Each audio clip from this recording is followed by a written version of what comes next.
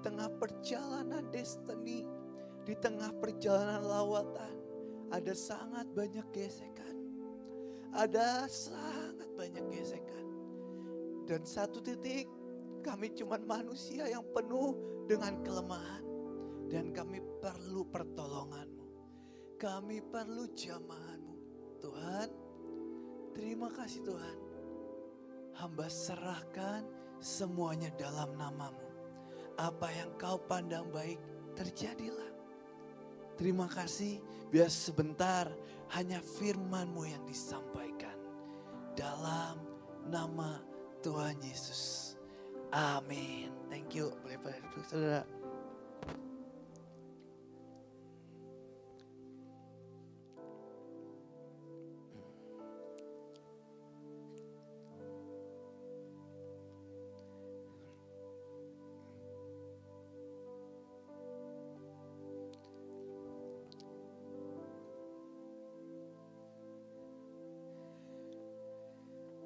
Selamat sore semuanya.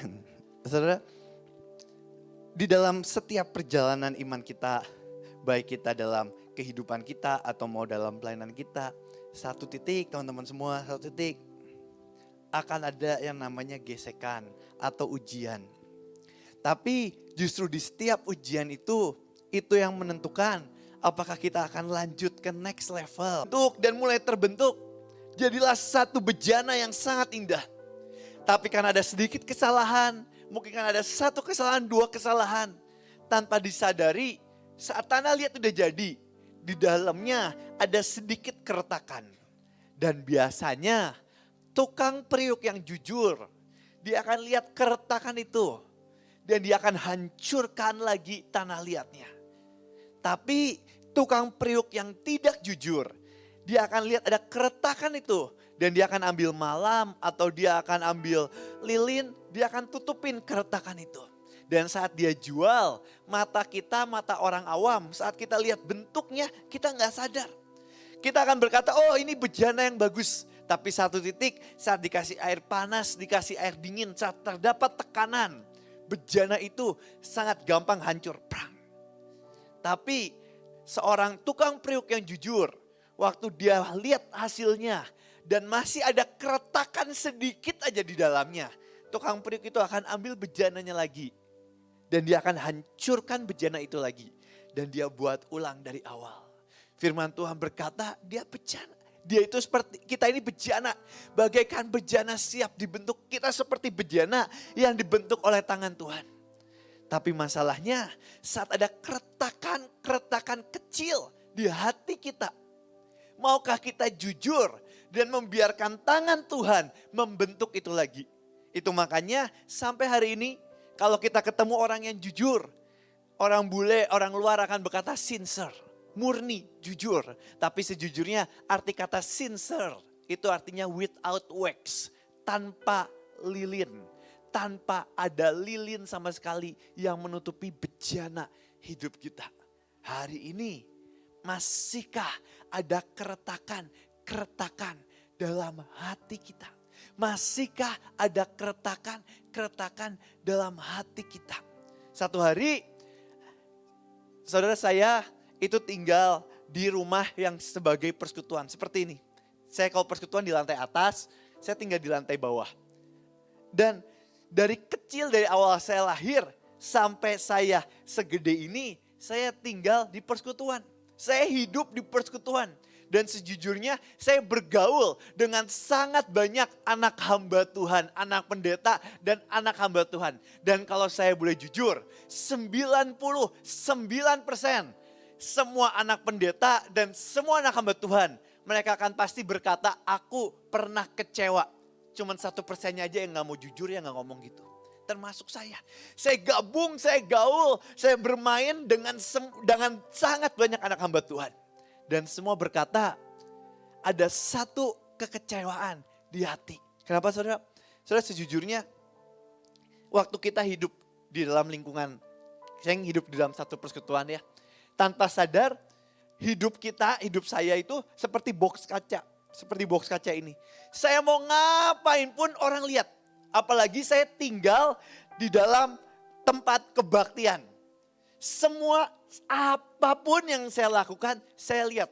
Dan kadang yang paling menyakitkan dan membuat kecewa dalam hati saya ngelakuin apapun, komentar manusia akan selalu ada.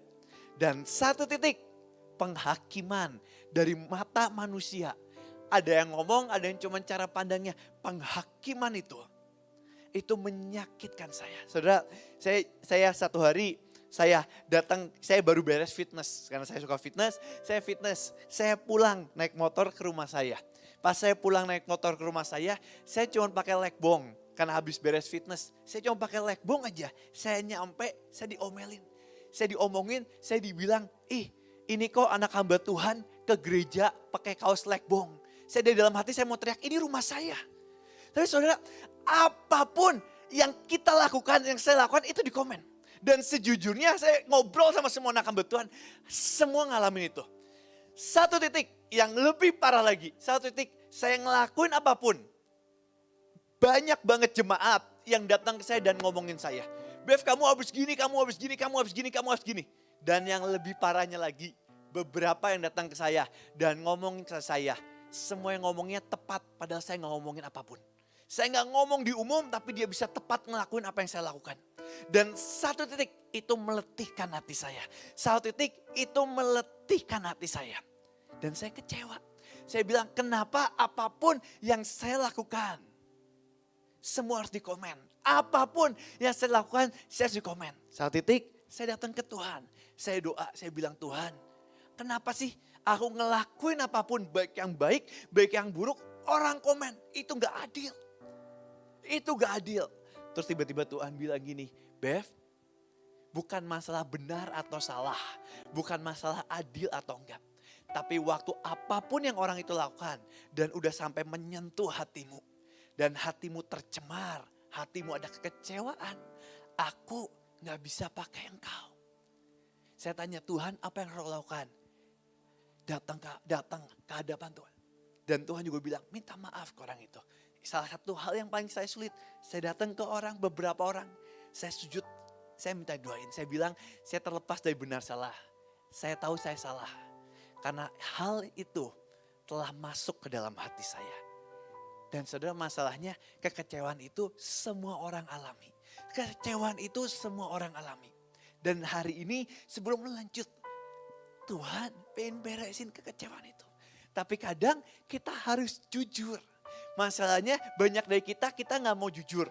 Saudara, mengampuni itu beda dengan melupakan. Kadang kekecewaan yang terjadi dalam hati kita. Kalau kita gak mau jujur, itu tidak akan pernah bisa dibereskan. Dan masalahnya kekecewaan itu lebih sering juga datangnya bukan cuma ke jemaat tapi ke pelayan Tuhan. Saudara, satu hari ada satu orang yang sangat dahsyat yang bernama Miriam. Dia adalah orang ibu pertama yang menciptakan tarian. Bahkan dalam bahasa aslinya dia adalah ibu dari penyembah. Yang membangkitkan setiap penyembah. Dahsyat banget destininya. Dia adalah nabi dengan kepekaan yang dahsyat. Destininya membawa penyembah-penyembah. Membangkitkan penyembah. Penyembah pertama, the firstborn. Bahkan ibu dari semua penyembah awal. Bernama Miriam. Nabi yang punya kepekaan yang sangat dahsyat. Tapi satu kali dia punya adik yang dipakai Tuhan dahsyat. Dan konyolnya seorang Musa, dia buat peraturan jangan nikahi perempuan asing. Tapi justru dia yang ngebuat peraturan sendiri. Dia yang nyalahin, dia ambil perempuan asing yang bukan perempuan Israel. Dan Miriam sebagai kakaknya, Miriam berkata dari kecil bahkan dari dia di sungai aku yang jagain. Dia melakukan kesalahan. Tapi masalahnya tiba-tiba Tuhan datang. Dan Tuhan menegur Miriam. Saudara, kadang dalam hidup ya dalam pelayanan bukan tentang benar salah kok. Tapi kadang saat sesuatu hal itu telah masuk menyentuh hati kita. Itu sangat berbahaya. Kalau kita mau ngomong benar salah, sejujurnya seharusnya Miriam yang benar, Musa yang salah.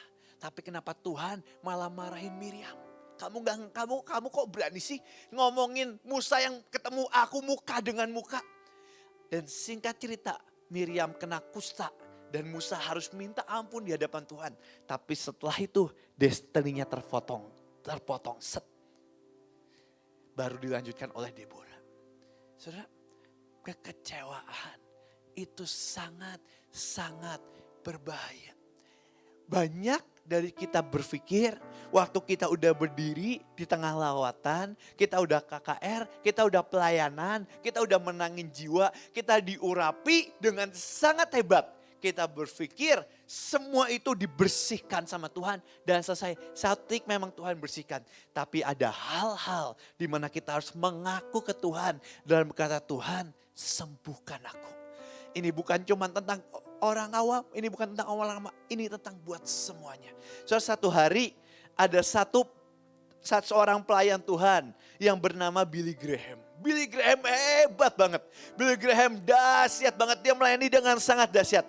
Dan dia punya satu sahabat namanya Charles Temple. Hari itu mereka berdua sebagai sepasang sahabat, mereka memulai pelayanannya berdua dengan sangat dahsyat. Charles Templeton di tahun 1970, dia bawa pelayanan yang dahsyat bersama Billy Graham. Setiap kali KKR, yang pertama Billy Graham, kedua Charles Templeton. Setiap kali KKR di stadion besar, satu Charles Templeton, satu Billy Graham. Bahkan beberapa sejarah mengatakan Charles Templeton itu mengawalinya lebih dahsyat dibanding Billy Graham. Dia punya karunia kesembuhan, dia punya urapan. Setiap kali ada orang sakit, dia tumpangin tangan dan semuanya sembuh. Dia memulai gerejanya dengan sangat dahsyat. Di tahun 1970, sejarah mencatat dia ngebawa 1,5 juta orang di hadapan Tuhan hanya dalam waktu 6 bulan. Membaptis 1,5 juta orang. Charles Templeton, pahlawan iman yang dahsyat.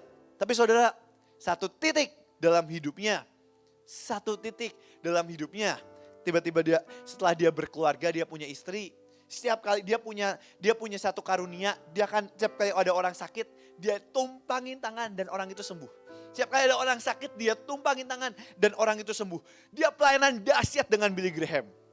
Tapi tiba-tiba istrinya sakit. Istrinya sendiri sakit. Dan waktu dia datang, dia mau tumpangin tangan. Dia tumpangin tangan berkali-kali, istrinya gak sembuh. Tapi habis itu dikabarin Charles Templeton, bentar lagi KKR. Dia berdiri KKR, orang-orang sakit, ditumpangin tangan sembuh. Tapi dia balik lagi ke rumahnya, dia tumpangin tangan istrinya, gak sembuh. Besoknya KKR lagi, di tengah orang sakit dijajar, tumpangin tangan sembuh. Dia kembali lagi ke rumahnya, ketemu istrinya, tumpangin tangan lagi, dan gak sembuh. Dan satu titik, istrinya meninggal dunia karena sakit. Dan hal itu mengoyak hati Charles Templeton. Dia kecewa dengan Tuhan. Satu titik, tiba-tiba di tahun 1985, Charles Templeton mengumumkan kalau dia menjadi ateis. Dan dia tulis satu buku Farewell to God, Selamat Tinggal Tuhan. Gak berapa lama setelah itu, dia meninggal di tengah apartemen yang kumuh. Dan sebelum dia mati, dia bilang, aku tidak kenal dengan Tuhan. Dan dia tutup hidupnya dengan kekecewaan. Mengawalinya dengan sangat dahsyat. Berdiri KKR, kesembuhan, orang mati dibangkitkan. Billy Graham lewat. Tapi mengakhirinya dengan kekacauan. Tapi sahabatnya Billy Graham, dia pahlawan iman. Semua presiden Amerika yang mau naik, mau dilantik, harus didoain sama Billy Graham. Dia bangun pelayanan, jutaan jiwa dimenangkan. Pahlawan dengan sangat dahsyat, mengakhiri hidupnya dengan sangat dahsyat. Apa yang membedakan kekecewaan? Ada satu orang yang bernama Yohanes Pembaptis. Wah, dahsyat banget. Bahkan dia tahu mana Mesias. Megang tali kasusnya aja aku gak layak. Di tengah padang gurun berseru menolak aku. Saudara, waktu kita kecewa, step selanjutnya kita mulai menolak Tuhan. Pertama kita kecewa dengan manusia. Suatu titik kita kecewa dengan Tuhan. Hari itu kita mulai menolak Tuhan. That's it. Saudara, ada satu orang pahlawan iman yang bernama Kathryn Kuhlman. Orang yang sangat dahsyat. Dahsyat banget di tengah pelayanannya. Dia pernah satu titik, dia terlalu semangat khotbah, berdiri di mimbar. Satu titik dia jalan ngelebihin dan dia lupa kalau ini jalannya udah habis mimbarnya. Dia jalan melayang di foto, dia balik lagi.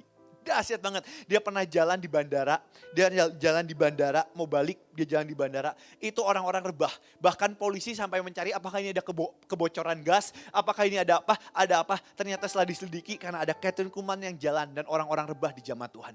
Dahsyat banget. Bahkan sampai polisi setempat bilang ke Kathryn Kuhlman, Kathryn tolong kabarin aku kalau kamu pergi kemanapun. Aku bakal ngasih kawalan VVIP biar orang gak ada yang rebah.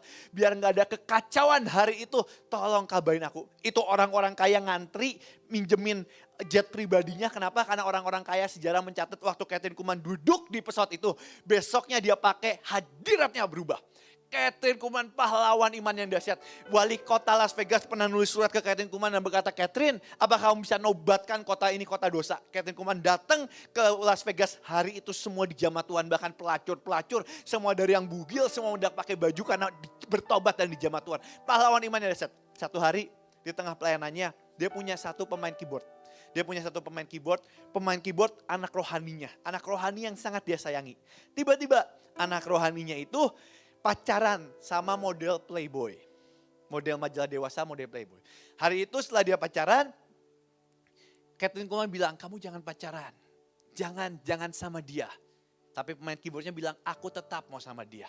Terjadi perdebatan, akhirnya pemain keyboardnya sama Kathryn Kuhlman pecah.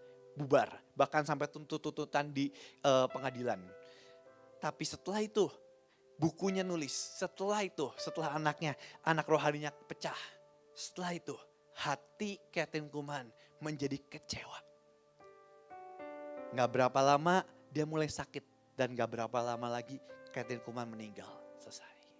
Saudara, hari ini kita bisa berdiri di tengah lawatan. Bahkan firman Tuhan berkata dua orang di ladang, satu diangkat dan satu gak diangkat. Kita bisa berdiri di tengah lawatan. Tapi hari ini kalau kita mau jujur dalam hidup kita, masihkah ada kekecewaan dalam hati kita yang Tuhan harus bersihkan, yang Tuhan harus bereskan. Kadang kalau kita gak mau jujur sama Tuhan, kita gak mau jujur sama diri kita sendiri, sampai kapanpun gak ada yang bisa sembuhkan kita. Sebelum saya buka ayat, saudara, satu kali saya pergi pelayanan sama engkong saya Pak Yusak Cipto. Dari satu gereja gede banget, saya gak bisa sebut namanya. Kalau saya sebut, saudara tahu. Gerejanya gede banget. Ke satu tempat, satu pulau, bukan di Pulau Jawa. Saya pergi ke satu tempat, gerejanya gede banget. Wah, saya datang yang ngundang itu sama Pak Yusak itu yang ngundang tuh cucunya dari pendiri gereja itu. Cucunya berarti neneknya pendiri gereja itu. Wah, dahsyat banget. Ada satu sindodo didirikan, gereja itu didirikan sama neneknya. Pas saya datang sama Pak Yusak, sama kong saya khotbah. Khotbah di tengah mimbar, dahsyat banget lah. Khotbah, bahkan neneknya itu saking dihargainya, dia sampai dikuburinya di gereja itu. Saking dihargainya karena nenek itu sebagai tokoh, karena neneknya itu sebagai tokoh. Dan neneknya itu ngebangun ratusan gereja di pulau itu. Lawatan ribuan, kalau digabung mungkin ratusan ribu. Dahsyat banget. Semua orang bangga sama neneknya dia. Sampai dia cucunya aja semua orang bangga sama nenek. Karena neneknya itu pendirinya dan semua orang kalau ketemu bakal bilang, saya ini ditobatin karena dengar khotbah dari neneknya. Saya ini dikotbahin karena dengar saya khotbah dari omanya. Saya dengar khotbah dari omanya, saya tobatin. Saya pergi sama engkong saya pergi. Setelah pergi, engkong saya khotbah dan sebagainya selesai. Kita dibawa ke green room biasa. Setelah kita bawa ke green room, karena yang ngundang cucunya, neneknya udah meninggal. Di green room, pas di green room duduk, tiba-tiba engkong saya Pak Yusak, engkong saya tiba-tiba bilang ke cucunya, saya duduk di sebelahnya. Tiba-tiba bilang ke cucunya gini, saya dapat dari Tuhan. Cucunya serius, yang ngundang kita serius, pendetanya yang jadi pendeta sekarang, terus nanya, apa om? Bilang ke engkong saya, om, apa om? Terus Pak Yusak bilang, saya dapat dari Tuhan. Nenek kamu, pendiri gereja ini yang bawa lawatan, tidak masuk surga. Kaget. Saya pun shock. Saya di green room, saya gak komen apapun, saya diem. Saya awkward moment, saya bingung. Cucunya juga ngeliatin. Terus pendeta yang cucunya jadi pendeta itu mendadak nangis. Terus dan bilang, ya om, waktu nenek saya meninggal, saya masih kecil. Saya dibawa penglihatan. dibawa penglihatan ketemu Tuhan dan Tuhan yang bilang sendiri, nenek kamu gak masuk surga. Saya berusaha bilang ke papa saya berusaha bilang ke mama saya, gak ada yang percaya. Bahkan saya dimarahin, saya ditampar, saya dibilang nenek kamu ini pahlawan iman. Terus engkong saya Pak Yusak bilang, kamu tahu kenapa? Cucunya nanya, kenapa? Karena nenek kamu tidak mengampuni engkong kamu. Cucunya bilang, iya om. Karena hari itu di akhir hidupnya, suaminya dari pendiri gereja yang sangat dahsyat selingkuh. Dan selingkuh itu sangat menyakitkan hatinya. Dan dia mati di tengah kekecewaan. Satu titik, selesai semuanya. Saudara, kita boleh bisa buat lawatan dahsyat. Kita boleh berdiri di tengah lawatan. Tapi kalau hati kita masih ada kecewa, selagi ada kesempatan, mari minta Tuhan untuk sembuhkan. Kenapa sih? Karena setan akan selalu menyerang kita dengan kekecewaan. Kita dipakai Tuhan dahsyat, betul. Tapi semakin kita dipakai Tuhan dahsyat, semakin kekecewaan itu setan mengintip depan pintu. Dan mulai memancarkan panahnya. Dan satu titik kalau kita boleh jujur, kadang bahkan di pelayanan aja kita kena. Kita kena dengan pemimpin kita. Kita kena dengan anak buah kita. Kita kena dengan orang yang kita sayangi. Kita kena. Dan kalau kita gak mau biarkan Tuhan sembuhkan hati kita. Satu titik Tuhan mau bawa kita sejauh apapun. Kita seperti bejana yang dalamnya ada keretakan. Dan waktu itu diisi oleh minyak keilahian, aliran ilahi. Pecah menjadi preng. Hari ini sebelum saya buka ayat, mari tutup matamu sebentar. Bolehkah kita jujur sama Tuhan? Bolehkah jujur sebentar sama Tuhan? Hari ini, adakah kekecewaan di hati kita? Adakah kekecewaan di hati kita? Saya berdoa biar cukup satu Miriam aja yang Alkitab tulis, yang destininya terpotong. Jangan biarkan ada Miriam-Miriam lagi di tempat ini. Orang-orang yang punya destiny sangat dahsyat. Tapi setan potong dengan senjata yang namanya senjata kekecewaan. Mari kita reset hati kita.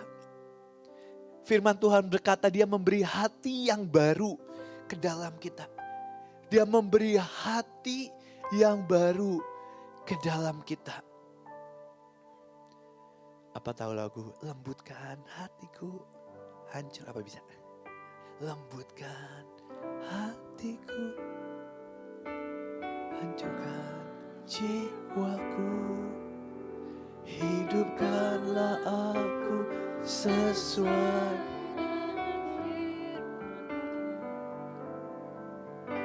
Bentuklah hidupku, inilah doaku, inilah doaku.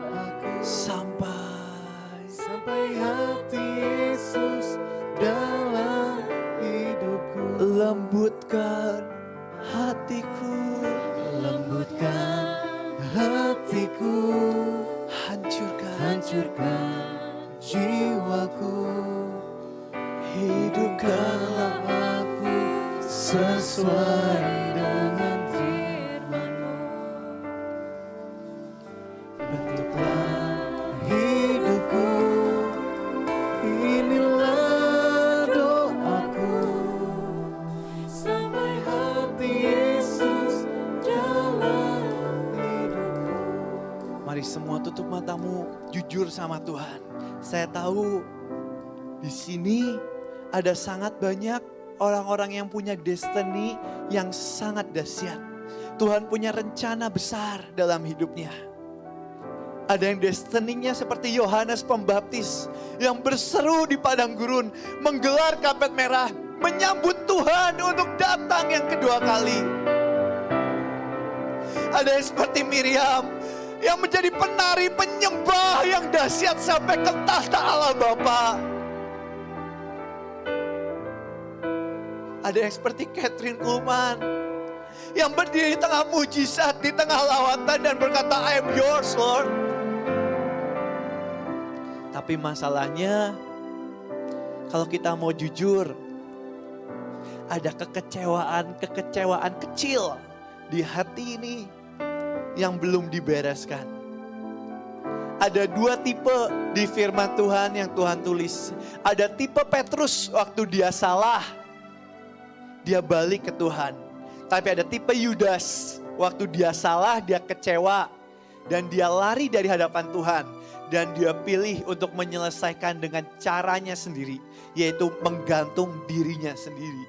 Hari ini, tentukan pilihanmu. Hari ini kalau boleh jujur, kalau engkau tahu, Tuhan, aku ada kecewa. Ada kecewa di hatiku. Kecewa dengan pemimpin, kecewa dengan orang tua, kecewa dengan hamba Tuhan. Hari ini, kalau engkau tahu itu dan engkau mau disembuhkan, mari taruh tanganmu di hatimu.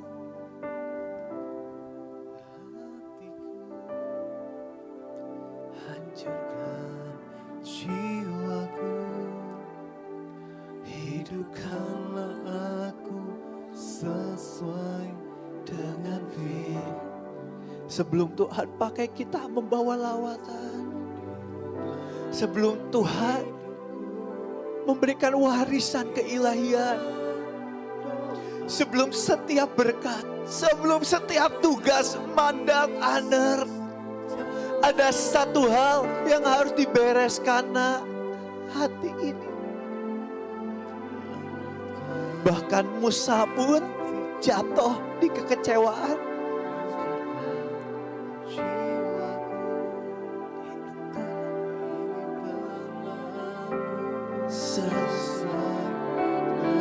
Kalau engkau tidak mau bereskan hari ini, mau kapan? Waktunya sudah sangat mepet.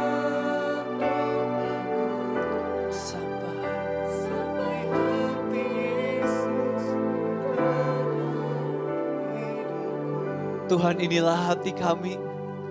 Hati yang perlu engkau sembuhkan. Hati yang perlu engkau pulihkan. Sore ini kami mau jujur di hadapan-Mu. Kami cuma orang yang penuh dengan kekecewaan. Engkau angkat kami makin tinggi, kami makin banyak kecewa. Hari ini Tuhan, sembuhkan. Bukankah Engkau datang untuk orang-orang yang sakit? Sembuhkan hati kami Tuhan. Sembuhkan hati kami. Sembuhkan hati kami yang terdalam. Korek sampai yang paling dalam. Ada hal-hal yang kau mulai diingatkan. Pengalaman-pengalaman yang seakan pahit. Yang mengecewakan hatimu. Dan Tuhan berkata, nak, hari ini selesai semua kekecewaan. Hari ini selesai. Tuhan perlu imam yang berdiri untuk bangsa ini. Tapi tidak bisa dengan kekecewaan. Engkau harus berdiri memohonkan ampun untuk bangsa ini. Tapi masakah dalammu masih penuh dengan kekecewaan? Mari sore ini Tuhan sembuhkan. Kami masih harus berdiri di antara yang hidup dan yang mati. Masih ada tugas yang menanti kami. Kami masih harus menahan setiap bencana. Kami harus menahan setiap sakit penyakit. Kami masih harus mengangkat upah-upah pendamaian. Dan masakah kami berdiri dengan kekecewaan? Hari ini Tuhan, sembuhkan hati kami yang paling dalam. Kami seperti pasien yang datang ke dokter. Sembuhkan Tuhan. Sorry kalau kami jatuh. Sorry kalau kami kecewa. Sorry Tuhan. Hari ini kami mau disembuhkan. Dalam nama Tuhan Yesus. Amin. Mari kita lanjut. Mari kita sekarang buka ayat.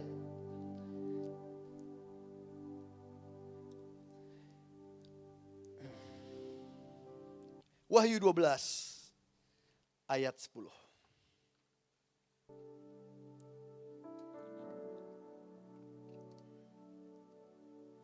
Dan aku mendengar suara yang nyaring di sorga berkata, sekarang telah tiba. Kenapa? Kita harus beresin dulu masalah kekecewaan. Karena untuk saat-saat seperti ini. Sekali lagi kenapa? Karena untuk saat-saat seperti ini. Untuk saat Tuhan harus membereskan setiap pahlawannya. Karena sebentar lagi peperangan terbesar akan datang. Sebentar lagi hari itu datang. Dan aku mendengar suara yang nyaring di surga berkata, sekarang telah tiba keselamatan dan kuasa dan pemerintahan Allah kita. Dan kekuasaan Dia yang diurapinya karena telah dilemparkannya ke bawah pendakwa saudara-saudara kita yang mendakwa mereka siang dan malam di hadapan Allah kita. Sekarang telah tiba keselamatan dan kuasa, kita nyanyiin lagu ini. Dan saudara, inilah pekerjaan setan, mendakwa kita siang dan malam di hadapan Tuhan. Itu makanya kita harus datang terus di hadapan Tuhan. Kita harus minta ampun di hadapan Tuhan saat kita ketemu Allah. Saudara, sejujurnya ya, kita ini orang-orang yang kita itu gak pernah bosan berbuat dosa.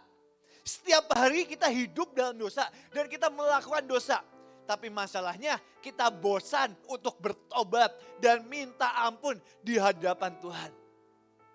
Dan hari ini tugas setan mendakwa kita siang dan malam. Pemerintahlah kita dan kuasaan Dia yang diurapinya karena telah dilemparkannya pendakwa saudara-saudara kita. Yang mendakwa mereka siang dan malam di hadapan Allah kita. Saudara, kita harus datang ke Tuhan setiap hari. Setan aja mendakwa siang dan malam. Oke, ayat selanjutnya. Gimana caranya kita mengalahkan pendakwa-pendakwa itu?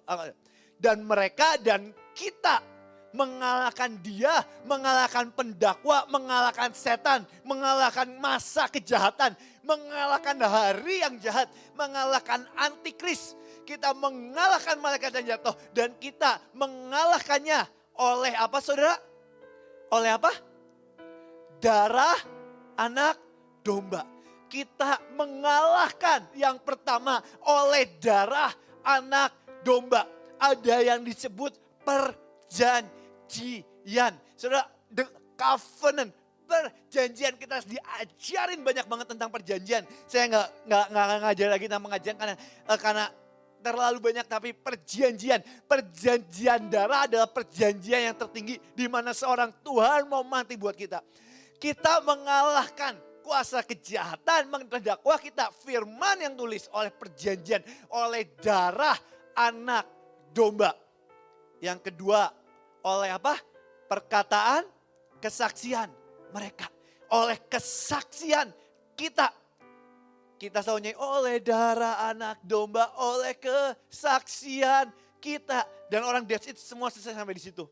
Padahal ada step ketiga yang itu juga gak pernah bisa hilang dalam hidup kita. Untuk kita mengalahkan pendakwa itu. Oleh darah anak domba, oleh perkataan kesaksian mereka.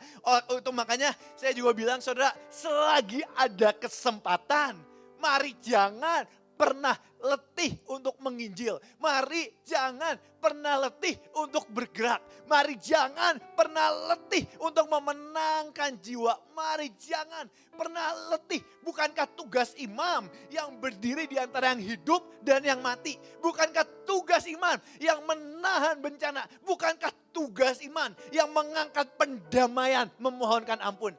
Saudara, mari bergerak. Mari bergerak sebentar lagi dan sebentar lagi. Tapi yang ketiga, karena mereka tidak, apa saudara? Mengasihi nyawa mereka sampai ke dalam maut. Ada step yang ketiga. Yang pertama oleh darah anak domba, oleh kesaksian kita. Tapi ada step yang ketiga, tidak mengasihi nyawa kita sampai ke dalam maut.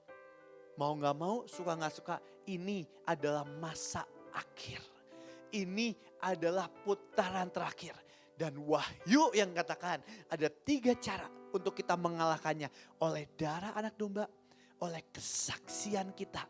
Dan yang terakhir, tidak mengasihi nyawa kita sampai ke dalam maut.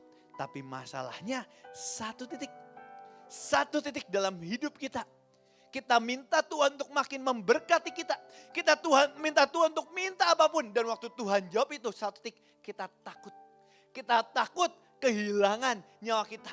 Kita takut kehilangan nyawa kita. Saudara, bukan berarti waktu kita bergerak di tengah lawatan, Tuhan berjanji kita pasti aman. No. Tapi firman Tuhan sendiri yang berkata, sekali aku melewati lembah maut, the valley of death. Sekalipun 1.000 orang, 10.000 orang rebah di kiri kananku, aku tidak takut. Hari ini sejujurnya itu bahkan belum terjadi kok. Baru 1 orang, 2 orang, 3 orang rebah, kita mulai gemetar. 1 orang mulai kena COVID, kita mulai waduh bahaya. 1 orang, 2 orang, 3 orang, 4 orang bahaya. Saudara, ada 3 step yang gak pernah boleh lepas untuk kita bisa mengalahkan kuasa kejahatan, masa antikris, masa yang kejam ini. Oleh darah anak domba, oleh kesaksian, dan yang terakhir tidak mengasihi nyawa sampai ke dalam maut. Masalahnya kadang kita suka diajarin kita hidup kelimpahan, betul. Emang Tuhan yang berkata, Tuhan yang berjanji kita akan hidup dalam kelimpahan. Tapi satu titik waktu kita mengejar itu lebih dari Tuhan. Satu titik waktu kita cuma terfokus bagaimana kita hidup di dunia ini. Kalau saya mau bilang hidup kita yang sesungguhnya bukan di dunia ini. Billy Graham berkata, rumahku yang sesungguhnya berada di surga.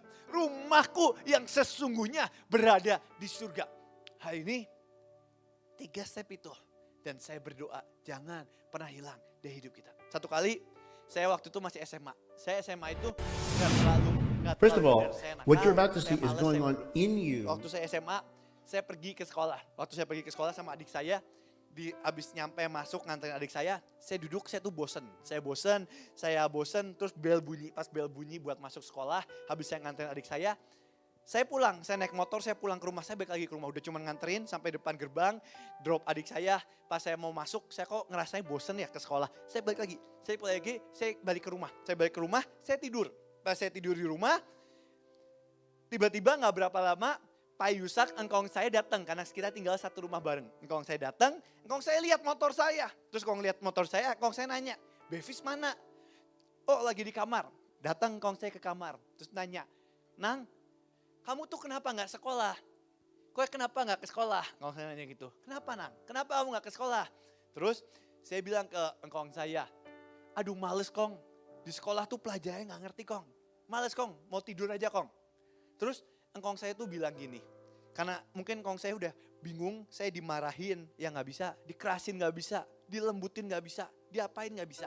Terus engkong saya ngomong gini, walaupun engkong saya ngomong serius, nah Bev, kalau kamu gak benar sekarang, engkong saya bilang, nanti kamu bayar harganya bakal nanti loh. Terus saya nanya ke engkong saya, bayar harganya bakal nanti gimana? Terus engkong saya bilang, nanti akan ada satu masa antikris.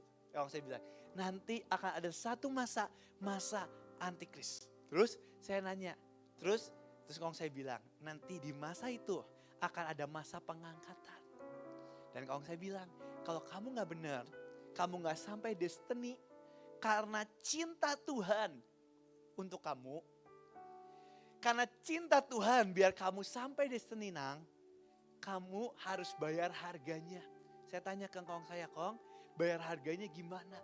Terus engkong saya bilang, bayar harganya dengan cara martir.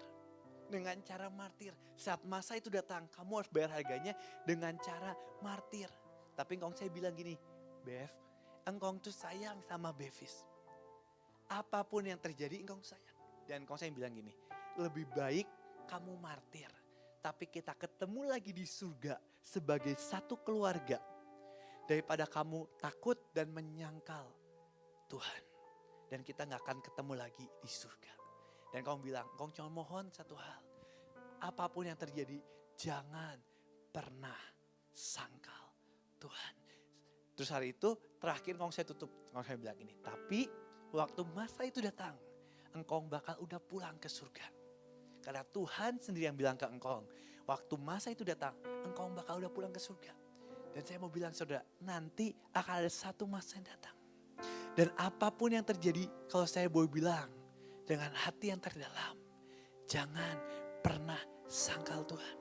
selagi hari ini jangan kita menyerah dan jemu-jemu bergerak untuk Tuhan. Selagi kesempatan itu masih datang. 1 Petrus berkata seperti ini. 1 Petrus 4 ayat 1 dikatakan seperti ini. Senjatai pikiran kita. 1 Petrus 4 ayat 1. Jadi karena Kristus telah menderita penderitaan badani, kamu pun harus juga mempersenjatai dirimu. Soalnya memang betul, Tuhan akan meluputkan kita.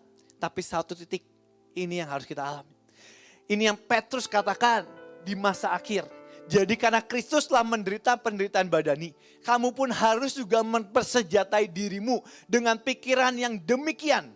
Karena barang siapa telah menderita badani, ia telah berhenti berbuat dosa. Dalam bahasa aslinya dikatakan persenjatai pikiran kita dengan penderitaan Kristus. Persenjatai pikiran kita dengan penderitaan Kristus. Saudara, sudah sangat dekat masanya. Sekali lagi saya mau berkata, sudah sangat dekat masanya. Dan saya mau bilang dari awal seperti firman Tuhan berkata, ada yang di ladang, 2 orang di ladang. 1 diangkat, 1 enggak. Ada orang-orang yang berdiri lawatan. Dan firman Tuhan sendiri yang berkata, 1 diangkat dan 1 enggak. Dan saya mau bilang, kadang kita bisa terlihat keren. Kita bisa terlihat dipakai Tuhan. Kita bisa terlihat kudus. Tapi kalau dari dalam hati kita sendiri kita nggak mau benerin. 1 titik orang boleh muji kita. 1 titik orang boleh ngasih tepuk tangan. 1 titik orang boleh ngasih kepercayaan ke kita. 1 titik kalau kita nggak mau beresin itu. Dan bertobat dan balik ke Tuhan. 1 titik. 1 titik. 1 titik semuanya terlambat. 1 titik semuanya terlambat. 1 titik semuanya terlambat. Saudara, lagu I Have Decided to Follow Jesus. Satu hari lagu itu sangat terkenal. Di India, di satu desa yang mereka mayoritas orang Hindu, tiba-tiba ada satu keluarga yang bertobat. Satu keluarga ini bertobat, ayah, ibu dengan anaknya. Mereka bertobat dan mereka jadi percaya Tuhan. Oh, mereka senang banget. Tiba-tiba mereka digebek satu hari dengan kepala desa, dengan masyarakat. Mereka menggerebek di rumahnya, dijebol, ditangkap 3 orang ini. Terus habis itu diikat mereka di tiang. Terus ditanyain, kamu mau gak sangkali Tuhanmu? Kamu mau gak sangkali Tuhanmu? Hari itu 3 orang ini berkata sebagai satu keluarga, enggak, aku tidak akan menyangkal Tuhan. Enggak, aku tidak akan menyangkal Tuhan. Enggak, aku tidak akan menyangkal Tuhan. Tapi satu titik, tiba-tiba kepala desanya dan gerombolan ini dan masyarakat dan massa yang sangat banyak. Mereka kasih bensin di keluarga ini. Dan terakhir nanya ke ayahnya, kamu mau gak nyangkal Tuhan? Ayahnya bilang enggak. Mamahnya, istrinya dengan anaknya di depan suaminya diikat diikat di tiang. Dengan mata sendiri lihat, diberi bensin terus dibakar. Bam, dibakar. 2, mamah istrinya dengan anaknya dibakar. Dan suaminya masih tanyain, kamu mau gak nyangkal Tuhan? Tapi anak sama istrinya di tengah api yang terbakar. Mereka bilang, aku tidak akan menyangkal Tuhan. I have decided to follow Jesus. No turning back, no turning back. I have decided to follow Jesus. No turning back, no turning back. I have decided to follow Jesus. No turning back, turning back. No turning back, no turning back. 1 titik, sang suami juga dibakar dan selesai.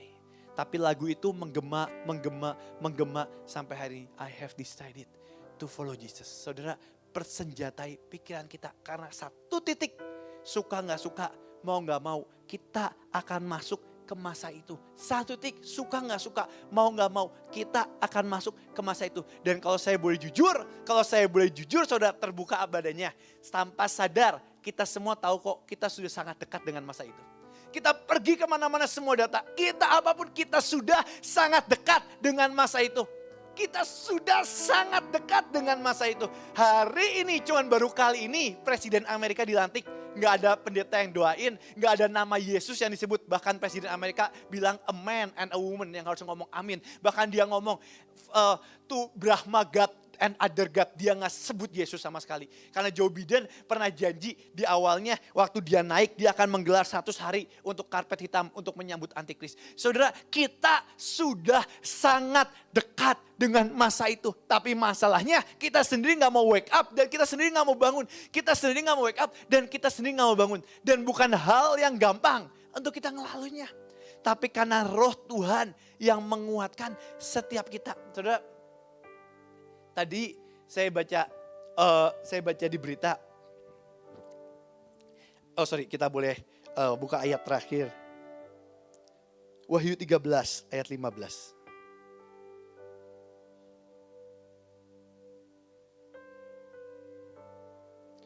Wahyu 13 ayat 15.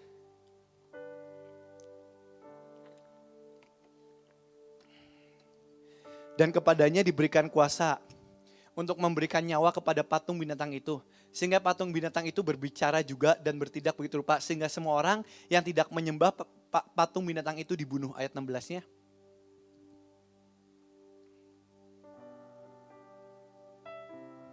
Dan ia menyebabkan sehingga kepada semua orang kecil atau besar. Kayak disikit merdeka atau hamba diberi tanda pada tangan kanannya atau pada dahinya. Dan ayat 17. Dan tidak seorang pun dapat membeli atau menjual selain daripada mereka yang memakai tanda itu, yaitu nama binatang itu atau nama atau bilangan namanya. Saudara, suka nggak suka? Kita sudah sangat dekat. Suka tidak suka, kita sudah sangat dekat. Sepanjang sejarah tidak pernah sepakat serentak seluruh kebaktian dihentikan. Sepanjang sejarah gak pernah serentak seluruh agama menghentikan penyembahannya kepada Tuhannya masing-masing. Kita sudah sangat dekat. Saudara, kita sudah sangat dekat. Dan kalau kita benar-benar gak bangkit dan bangkitkan iman kita, satu titik kita ketinggalan. Saudara, kita sudah sangat dekat. Dulu orang berkata dari HP mulai ada finger scan dan sebagainya, mulai ada retina, mulai ada satu titik chip itu akan mulai datang. Chip itu akan mulai datang. Satu hari di Rusia ada 7 pendeta. Dan 7 pendeta itu dijejer, mereka ditangkap, disiksa dan sebagainya. Dan mereka dibilang, kamu mau nyangkal Tuhan gak? Kamu mau nyangkal Tuhan gak? Kamu nyangkal Tuhan gak? Dan 7 pendeta bilang, aku gak mau nyangkal Tuhan. Pendeta pertama, pendeta kedua, sampai pendeta ke-7, mereka bilang, aku gak mau nyangkal Tuhan. Mereka ditelanjangin bulat, mereka dibawa ke danau. Dicemplungin di tengah kedinginan es. Yang pertama, yang kedua, yang ketiga, mereka semua mati akhirnya tanpa menyangkal Tuhan. Yang keempat, yang kelima, dicemplungin lagi dan mereka semua mati tanpa menyangkal Tuhan. Yang keenam, mereka mati. Pas yang nyiksanya tiba-tiba mata rohani terbuka. Dan dia ngelihat ada malaikat naik turun dari langit. Malaikat naik turun, malaikat bawa mahkota. Tapi yang ke-7, dia ngelihat malaikatnya itu kok naik turun. Pas yang mati, setelah mati malaikatnya ngasih mahkota dan duanya terangkat terbang. Yang keempat mati angkat terbang. Yang kelima, yang keenam, tapi pas yang ke-7, pas itu kalau lihat malaikatnya naik-naik, tiba-tiba pas mau dibawa ke air, pendetanya itu nyangkal Tuhan. Dan justru yang nyiksanya malah mendadak buka baju, sejarah mencatat, lompat ke kolam dan bilang, aku percaya Yesus, Yesus juru selamatku. Dan yang nyiksanya itu justru malah mati, terima mahkota dan terangkat ke surga. Saudara, satu titik mau gak mau dalam hidup kita, kita harus menguatkan iman kita dan persenjatai pikiran kita dengan penderitaan Kristus. Persenjatai pikiran kita dengan penderitaan Kristus. Waktu dan masanya sudah sangat dekat. Waktu dan masanya sudah sangat dekat. Ada video sebentar sebelum nanti kita tutup.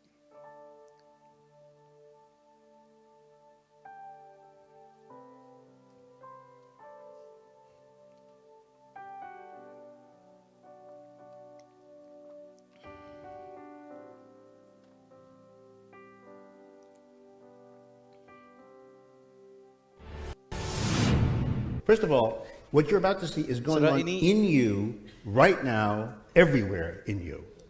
We're going to let you look briefly Ini yang at a Bill cell Gates made by the chemistry diwawancara. department at Harvard University. So they said, let's just actually Dan make ini it udah like it is. diomongin This dari is tahunan basically yang what lalu. what's going on in your cells right now. These are different fibers assembling, disassembling your cells. What this is this this is thing? a molecular machine that walks around in your cells right now. It's called a kinesin and transports things. So for example, when things want to move around your cells, they don't just float around randomly. They're moved around with little machines, little robots, nanobots that power your cells.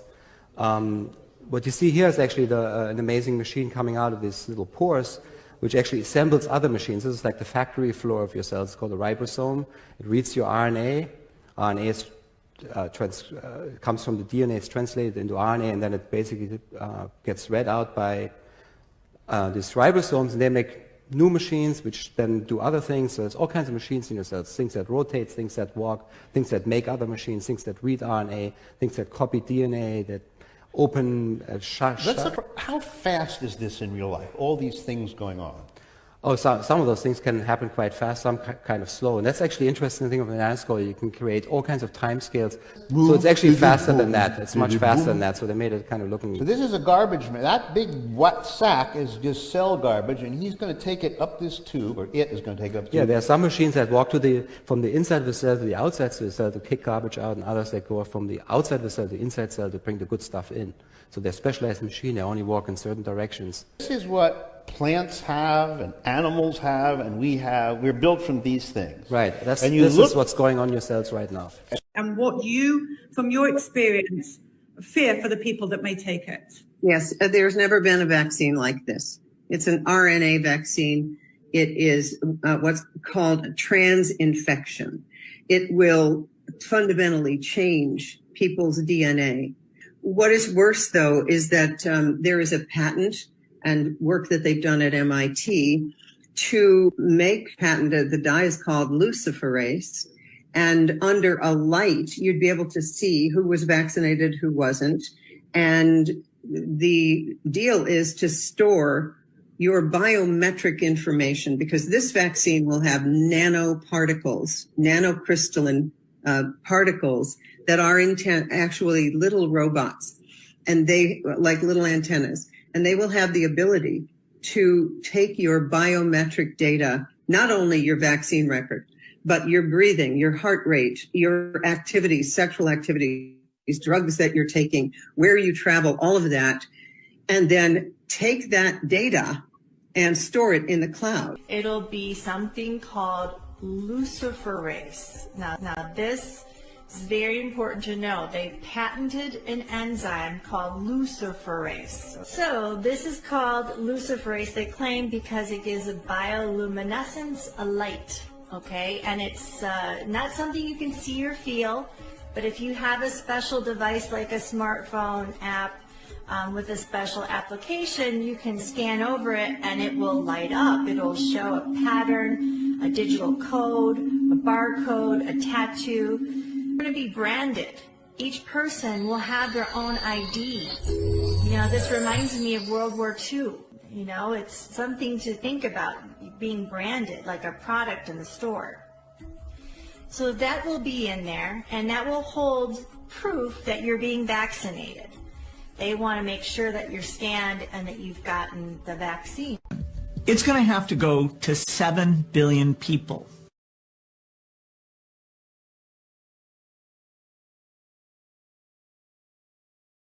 Walaupun sejujurnya ini vaksin yang di Amerika beda sama yang di Indonesia. Tapi yang saya cuma bilang, waktunya sudah sangat dekat. Sadarkah kita sudah berada di akhir zaman. Waktunya sudah sangat dekat. Dan saudara, kalau kita nggak balik, satu titik, semuanya selesai. Satu titik, semuanya selesai. Wahyu 14 ayat 9. Wahyu 14 ayat 9.